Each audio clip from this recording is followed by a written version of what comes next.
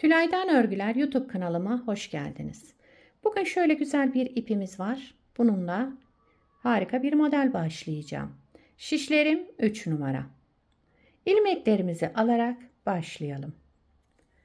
Bu model için ilmek sayısı 6 ve 6'nın katları artı 2 ilmek olması gerekiyor. Yani her modelimiz 6 ilmekten oluşacak. Sonuna 2 ilmek ekleyeceğiz. En sonunda yani. Ben şöyle küçük bir parça yapacağım için az bir ilmek sayısına ihtiyacım var. Evet, şöyle sayalım. 2, 4, 6, 8, 10, 12, 14, 16, 17,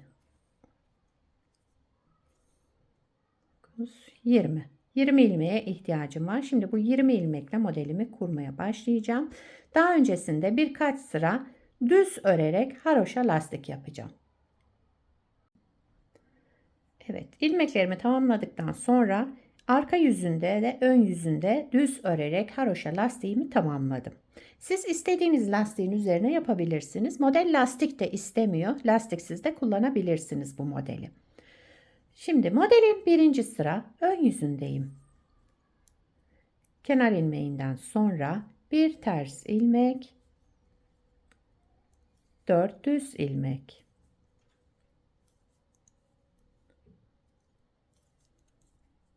Sıra başında bir ters yapıyoruz.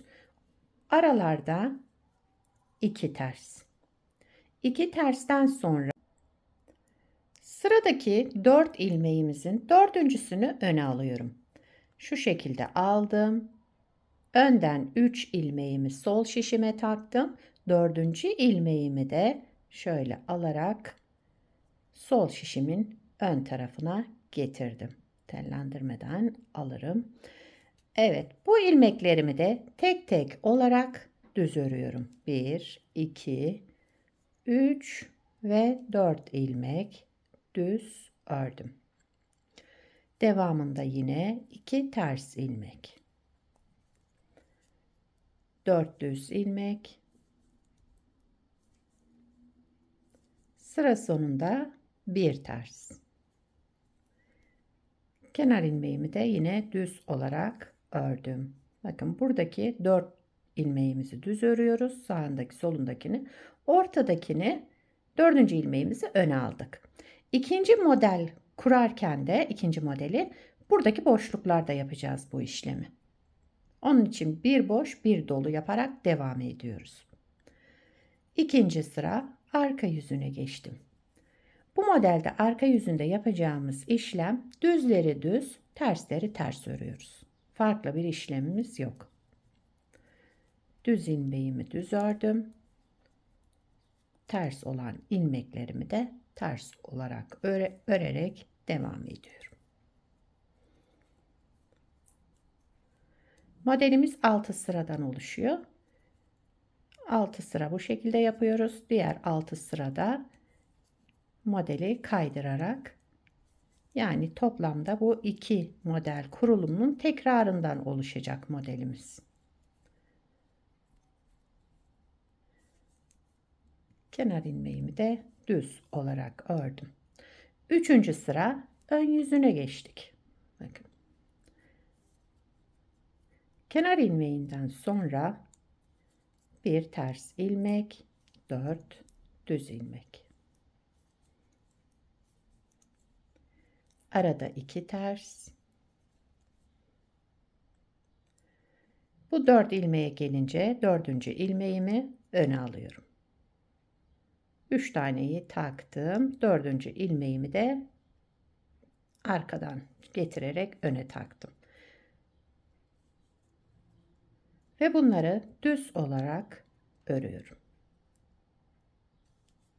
4 ilmek düz ördüm. 4 düzden sonra 2 ters, 4 düz. Sıra sonunda bir ters. Evet, sıramızı tamamladık. Dördüncü sıra arka yüzünde Yine yapacağımız işlem düzleri düz, tersleri ters örerek devam edelim.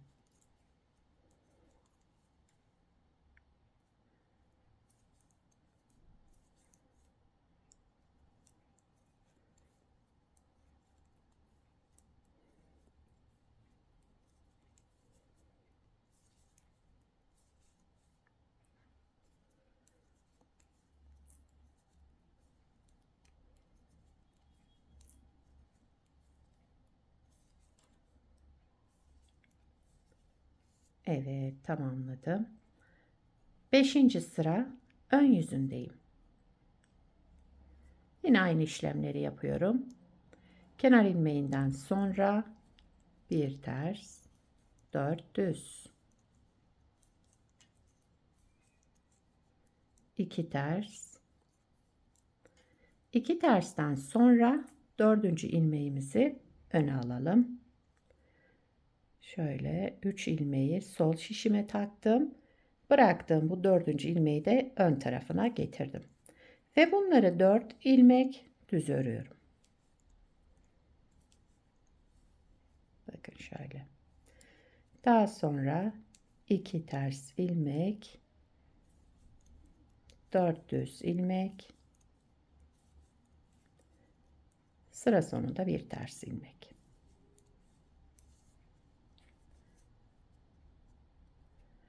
Altıncı sıra arka yüzündeyim. Kenar ilmeğinden sonra bir düz, 4 ters, yani düzlerimi düz, terslerimi ters örerek devam ediyorum.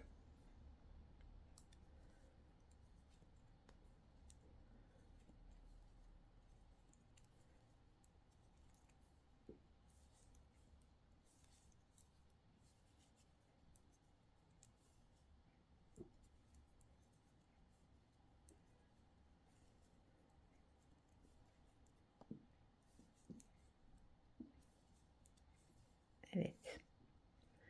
Modeli bir kez kurdum. Dediğim gibi ikinci model kurulumunda burada yaptığımız işlemi buradaki 4 düz ilmeğe kaydıracağım. Bakın bu işlemi 3 kez yapmış olduk. 1, 2, 3. 3 ön yüzünde, yani 3 sırada 4. ilmeğimizi öne aldık. Toplamda 6 sıra ördük. Şimdi ikinci kez kuracağız modeli kaydırarak. Modeli tekrar kuruyorum. Birinci sıra ön yüzündeyim. Bir ters ilmekten sonra şimdi burada 4. ilmeğimi öne alıyorum. Bakın 4. ilmeğimi bıraktım. Bu üçünü tekrar sol şişime aldım. 4. ilmeğimi de bu ilmeklerin önüne getirerek taktım ve bunları düz olarak örelim.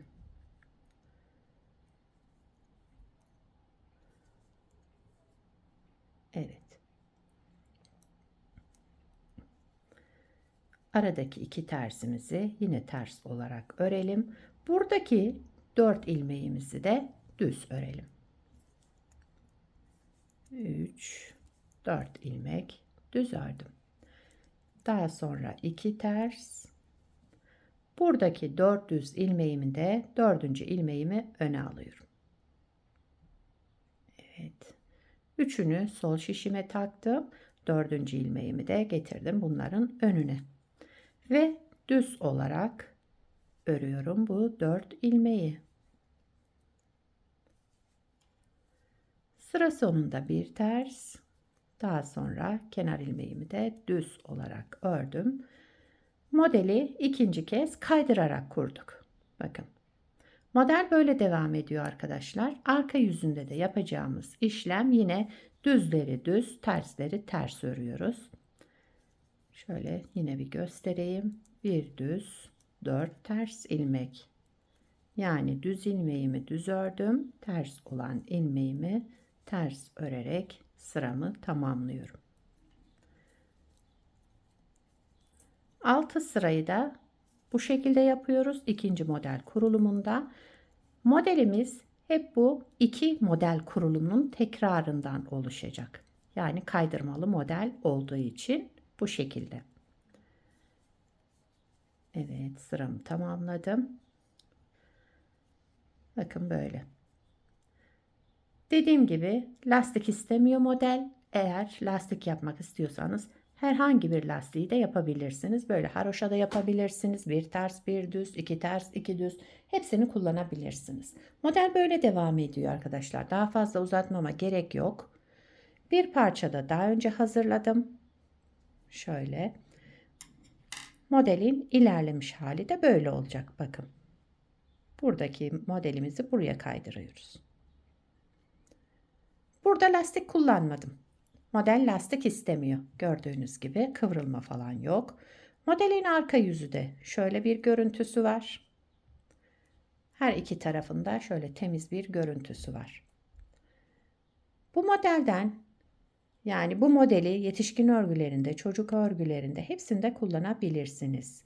Yelek, hırka, süveter, atkı, bere, bluz yapımında, bebek battaniyesinde hepsinde kullanılabilecek harika bir model. Yapımı da oldukça kolay, gösterişli. Yani yeni öğrenenler bile kolaylıkla yapabilirler bu modeli. Evet.